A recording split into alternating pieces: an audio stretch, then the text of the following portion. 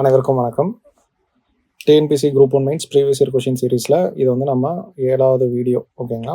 So 7th கொஷினை கொஞ்சம் நல்லா பாருங்கள். தேர் வாஸ் ஒரு ஸ்டேட்மெண்ட் கொடுக்குறாங்க. There was a disintegration of rural economy due to impact of British rule in India அப்படின்னு சொல்லி ஒரு ஸ்டேட்மெண்ட் கொடுக்குறாங்க. அதான் இந்த ஸ்டேட்மெண்ட்டில் என்ன சொல்ல வராங்கன்றதை தான் நம்ம வந்து என்ன பண்ணணும்னா ஃபாலோ பண்ணிக்கணும். ஓகேங்களா? அதான் என்ன பண்ண சொல்லியிருக்காங்கன்னா அனலைஸ் பண்ண சொல்லியிருக்காங்க. இப்போ அந்த ஸ்டேட்மெண்ட்டை பார்த்தீங்க அப்படின்னா, நம்ம இந்தியாவோட ரூரல் எக்கனாமி டிஸ்இன்டெகிரேஷன் ஆயிடுச்சு. சரிங்களா? எதனால டிஸ்இன்டெகிரேஷன் ஆயிடுச்சுன்னு சொல்றாங்க அவங்க.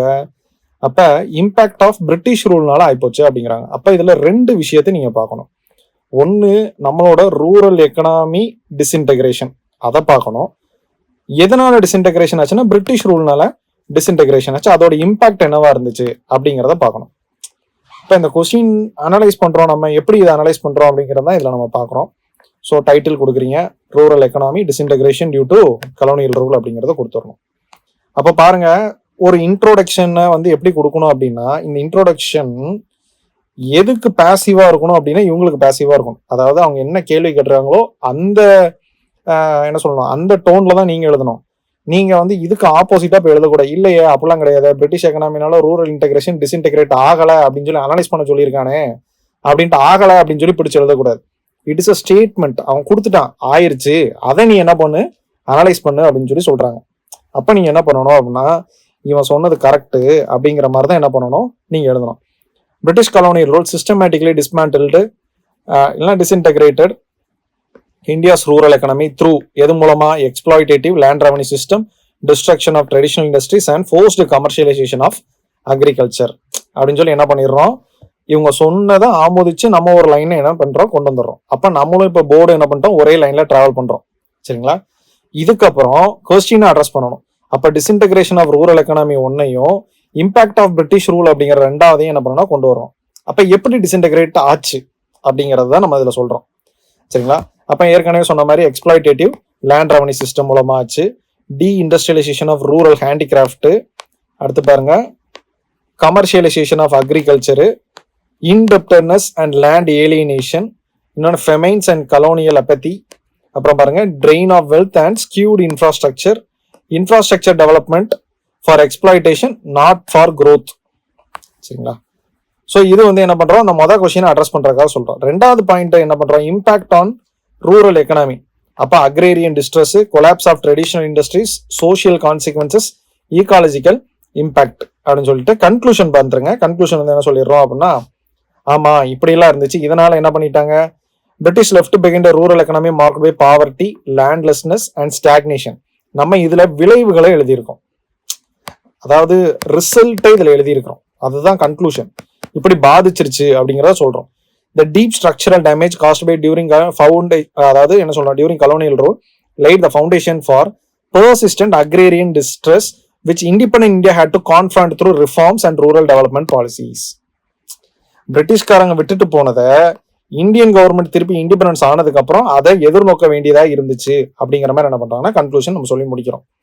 சரிங்களா? அப்ப பாருங்க, இன்ட்ரோடக்ஷன் வந்து அவங்க சொன்னதை தான் ஆமான்னு சொல்லியிருக்கிறோம், அதையே தான் எழுதியிருக்கோம், அதுக்கான காரணத்தை எக்ஸ்பிளைன் பண்ணியிருக்கோம். கன்க்ளூஷன் என்ன சொல்லியிருக்கோம்னா, இதோட முடிவு என்ன, அப்போ அதுதான் முக்கியம். இன்ட்ரோடக்ஷன் கன்க்ளூஷன்ல தான் நம்ம யாருங்கிறத காட்ட முடியும். அப்ப அதோட முடிவு என்னன்னா, இந்த மாதிரி அவங்க பண்ணதுனால என்ன ஆயிடுச்சு, பாவர்ட்டி ஆயிடுச்சு. ஸோ சுதந்திரம் அடைஞ்சதுக்கு அப்புறம் இந்திய அரசு அதை எதிர்நோக்கி போராட வேண்டியதா இருந்துச்சு, அதனால நிறைய பாலிசிஸை உருவாக்க வேண்டியதா இருந்துச்சு அப்படின்னு சொல்லி சொல்றோம். அப்ப பாடி ஆஃப் த ஸ்ட்ரக்சர் பாருங்க.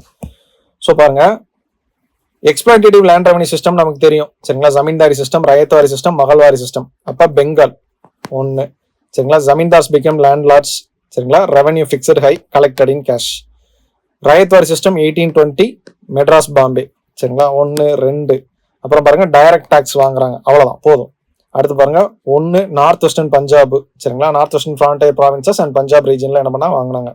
அப்ப வில்லேஜ் பேஸ்ட் டாக்ஸ் மகள்ஸ் அப்படிங்கறதுல இருந்து என்ன பண்றாங்க, கலெக்ட் பண்றாங்க. அப்ப லம்ப்ராதார் அப்படிங்கறதெல்லாம் கலெக்ட் பண்ணுவாங்கன்னு எழுதிக்கலாம்.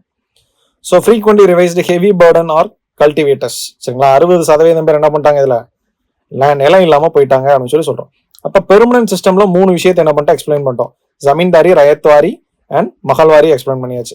அப்புறம் 2வது இன்ட்ரோடக்ஷன் என்ன கொடுத்துருக்கிறோம், destruction of rural traditional industries அப்படிங்கிறோம். அப்ப எப்படி டிஸ்ட்ரக்ஷன் ஆகுது? பிரிட்டிஷ் குட்ஸ் என்ன பண்ணிட்டாங்கன்னா உள்ள கொண்டு வந்து இறக்கி விட்டாங்க. நம்ம பொருளோட விலையோட அவன் பொருளை என்ன பண்ணிட்டாங்க, விலை கம்மியா வித்தாங்க. எல்லாருமே அந்த பொருளை தேடி போக ஆரம்பிச்சிட்டாங்க. அதே மாதிரி பாத்தீங்கன்னா நம்ம இது எல்லாமே ஹேண்டிகிராஃப்ட் ஒர்க்கா இருக்கும், காஞ்சிபுரம் பட்டு இது எல்லாமே. ஆனா அவனது எல்லாமே மிஷின் மேடா இருந்துச்சு. அதுக்கிட்ட நம்மளால என்ன பண்ண முடியல, போட்டு மிஷின் ஒரு நாளைக்கு 1000 தான் அடிச்சிடும். ஹேண்டிகிராஃப்ட் அப்படி பண்ண முடியாது. அதனாலே ஹேண்டிகிராஃப்ட்டுக்கு விலை அதிகமா இருந்துச்சு.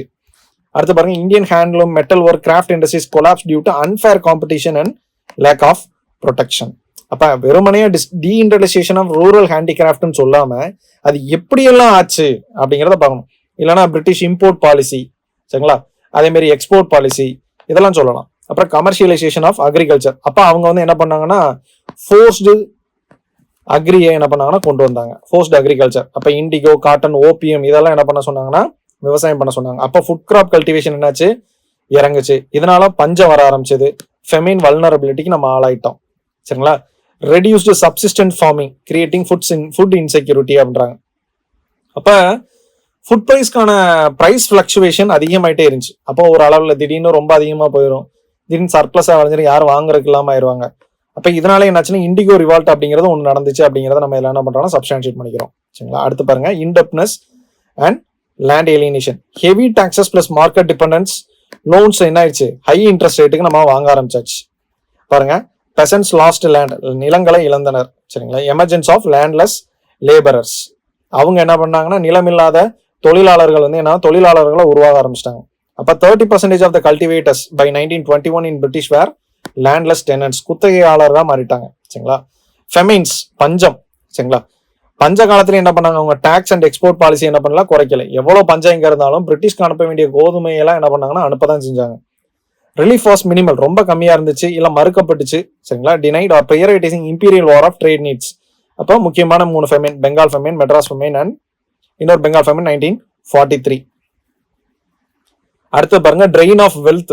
அப்ப Dadabhai Naoroji, India surplus was transfer to British via taxes, salaries, home charges, remittances அப்படிங்கிற பேர்ல என்ன இருந்துச்சுன்னா போயிட்டு இருந்துச்சு. Infrastructure development for exploitation and not growth, சரிங்களா. அப்ப ரயில்வே, ரோடு, கெனால் இதெல்லாம் எதுக்காக கொண்டு வந்தாங்கன்னா அவங்களோட வசதிக்காக தான் கொண்டு வந்தாங்க, நம்மளோட வளர்ச்சிக்காக அவங்க என்ன பண்ணல, கொண்டு வரல.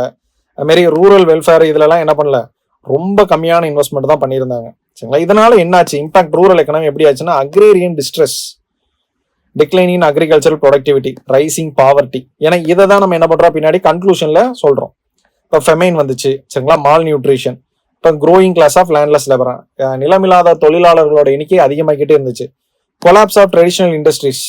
இப்போ handicraft village industries could not compete cheap British import. அவங்களோட பிரிட்டிஷ் இம்போர்ட் கிட்ட தரமில்லாத பொருட்கள் கிட்ட நம்ம என்ன பண்ணல, நிக்க முடியல, சரிங்களா. Skilled artisan were forced into unskilled labour or agriculture. அப்புறம் பாருங்க, social consequence rise in caste based and class based tension.